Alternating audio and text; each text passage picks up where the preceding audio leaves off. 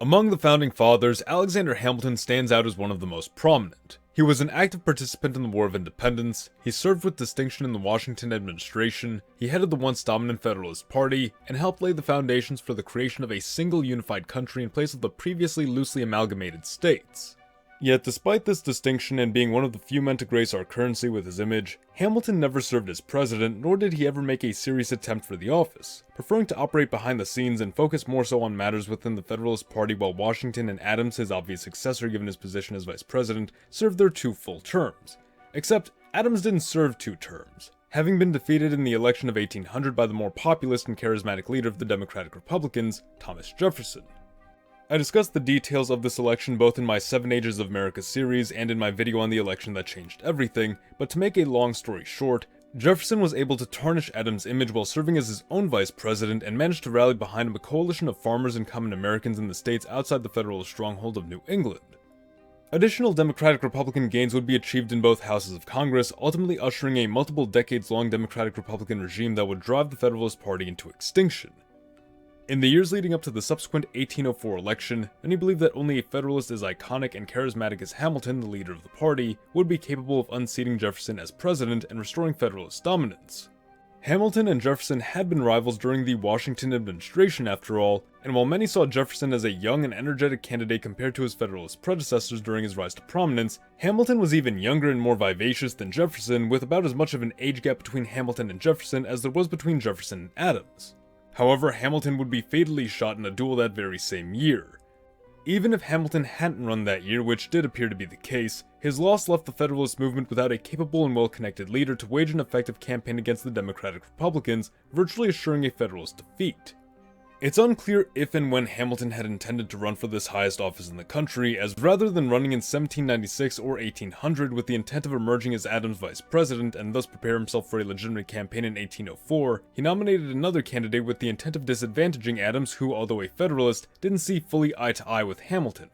This petty action helped propel Jefferson into the vice presidency in 1796 and the actual presidential office in 1800, ultimately spelling the beginning of the end for the Federalists.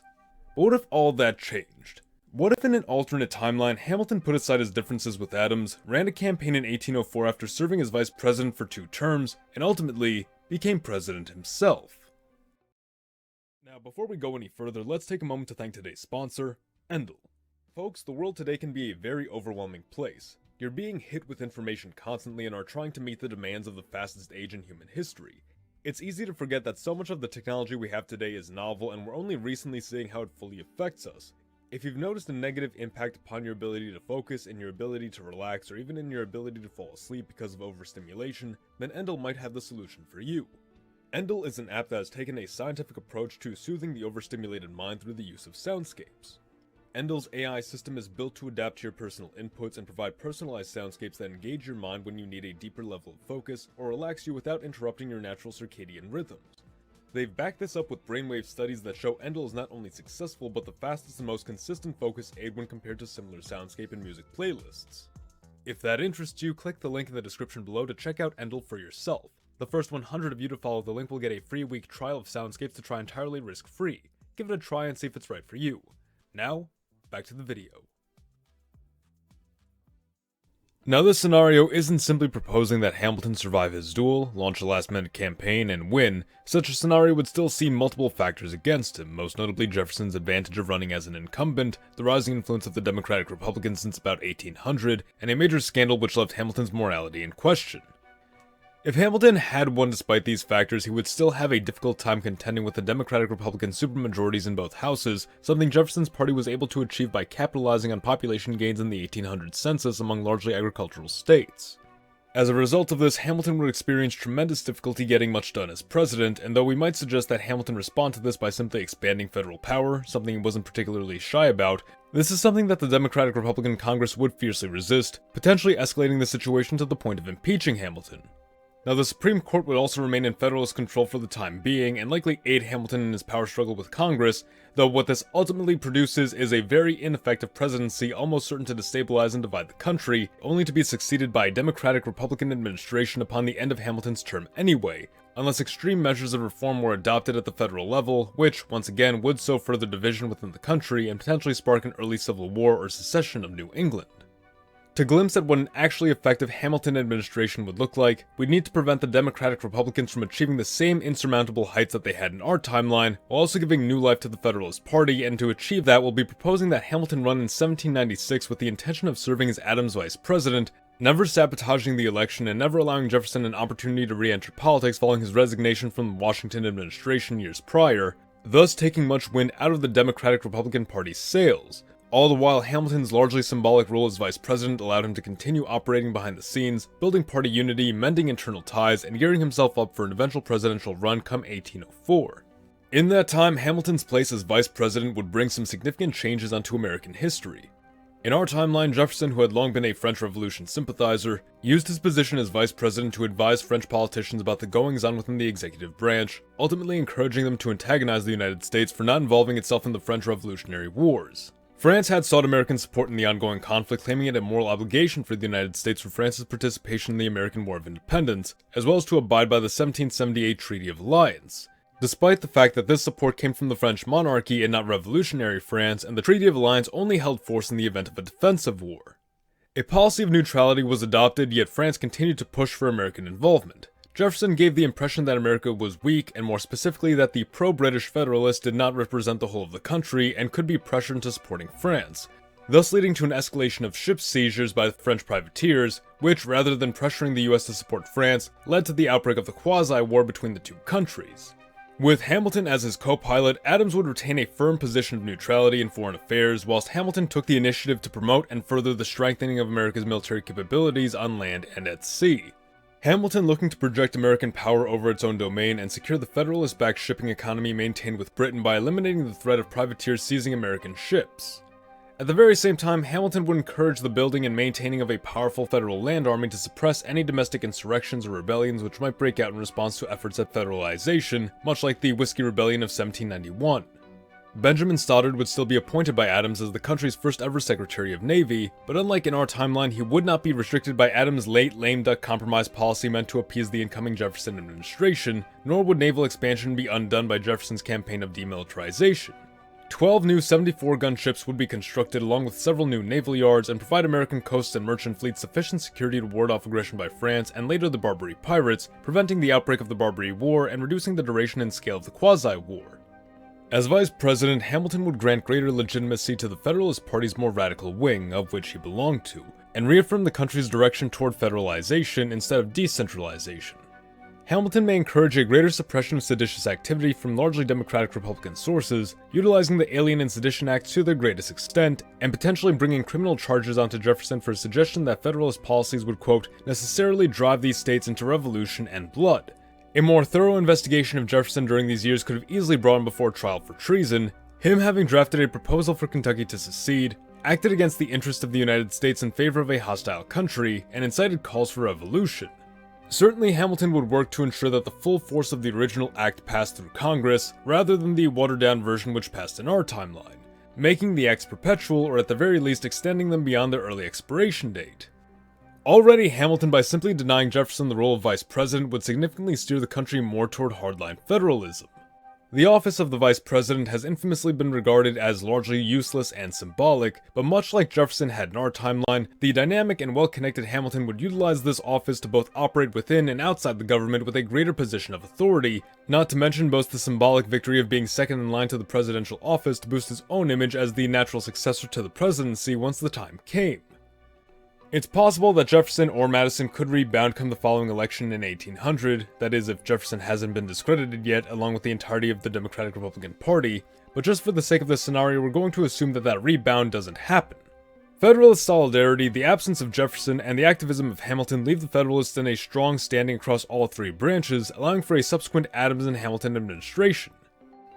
The policies already discussed would continue along as they had, never being undone by the Jeffersonians. In addition to these policies, we'd see the US and France in a state of worsened relations by the time of Napoleon's intended sale of the Louisiana Territory, which in reality was unmanageable and undefendable by France and would inevitably be lost to one power or another by that point. Because of this, Napoleon may still sell the territory, and though he'd be hesitant to sell to the United States, Britain appears to be an even less likely candidate, while he already held ambitions of invading Spain, thus the US remains the immediate choice to extract some wealth from this territory. Still, Adams and Hamilton would hesitate on both the grounds of constitutionality and on the grounds that such a large swath of arable land, if divided into new states, would almost certainly give greater representation to the agrarian Democratic Republicans, thus disadvantaging the Federalists. Ultimately, however, it'd be decided that the offer was too great to give up, Hamilton no doubt finding justification for Adams as to why the executive has the authority to purchase new territories. However, it'd be decided that the region would remain a non-voting territory until major urban centers with majority populations emerged, the Federalists once again drawing a great deal of their support from coastal urban voters. By 1804, Adams would be approaching the end of his second term and would make clear his intention to not run for a third term, honoring the tradition begun by Washington. Hamilton would have long cemented his place as Adams' successor, and Federalist hold on the country would now be tightened, while Democratic Republicanism was increasingly suppressed under the Sedition Acts, along with possible new voting restrictions enforced by the administration, ranging from gerrymandering to outright raising the bar for who was qualified to vote. Of course, Hamilton would win this election, finding either Pinckney or Marshall emerging from the election as his vice president. Marshall, as we've discussed in our video on the election that changed everything, was really something of a last-minute choice to serve on the Supreme Court position he acquired in our timeline, and had Adams defeated Jefferson in 1800, he would have likely selected someone else, while Marshall served in a more active political role, most likely as Secretary of State. Consequently, this means that the improvements Marshall brought to the court would not exist this time around, and the judicial branch would remain a relatively minor player in national politics for quite a time. Hamilton would take office as the most Federalist president yet, Washington having been sympathetic to its ideals, though not directly affiliated with the party because, well, it didn't quite exist by that point. Adams succeeding Washington as a moderate of the party, while Hamilton held firm to extreme views on natural hierarchy, executive authority, centralization, and federal power. Unlike Adams, who took up the presidency with the intention of fulfilling Washington's agenda, and unlike Washington, who took up the presidency with the intention of merely preserving and stabilizing the young country, Hamilton was highly ideological and had a vision for the country that looked forward decades, if not centuries. Hamilton truly is the appropriate Federalist response to a figure like Jefferson, as much like the highly ideological Jefferson whose work reshaped America into a largely agrarian nation composed of relatively sovereign states, Hamilton also had a long-term plan for America. He envisioned a country ruled by highly capable and highly moral officials who themselves were elected not just by any citizen of the country but by the country's most educated and most successful, doing so to prevent the folly of perpetual democratization and ultimately the decline of quality leadership which goes hand in hand with such systems.